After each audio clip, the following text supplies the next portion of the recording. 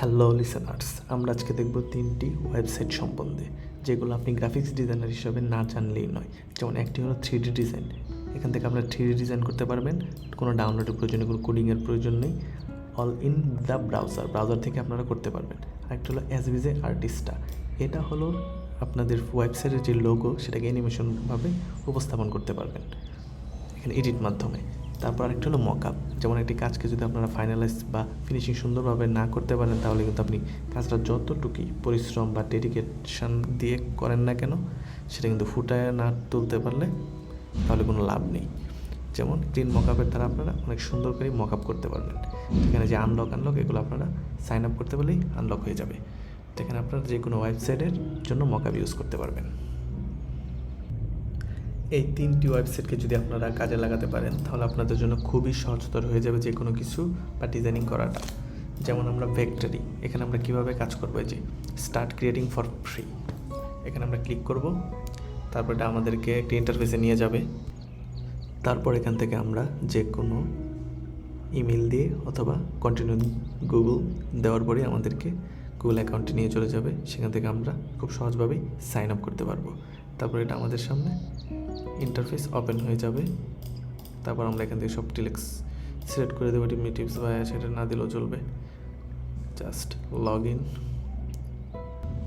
তো আমাদের সামনে এটা ওপেন ইন্টারফেস হয়ে গেল। তারপর আমরা এখান থেকে যে কোনো কিছু 3D ডিজাইন করতে পারবো সম্পূর্ণ ফ্রিভাবে।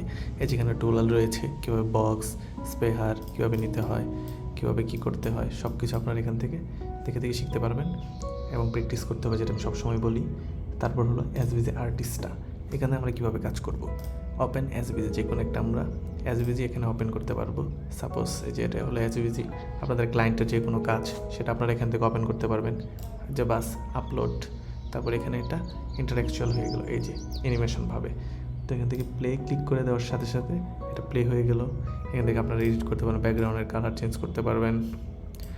তারপর অ্যানিমেশনের সেকেন্ড স্কেল এখান থেকে করতে পারবেন, এবং এখানে গেট দ্য কোড, এখান থেকে আপনার কোডটা সিলেক্ট করে নিয়ে কপি পেস্ট করে কাজে লাগিয়ে দিতে পারবেন যে কোনো ওয়েবসাইটে। ট্রানজেকশন করবেন, অ্যানিমেশন করবেন। তারপর এখানে কতটুকু সময় নেবেন, 1 সেকেন্ড 8 সেকেন্ড, সব কিছু আপনাদেরকে এখান থেকে দেখে করতে পারবেন।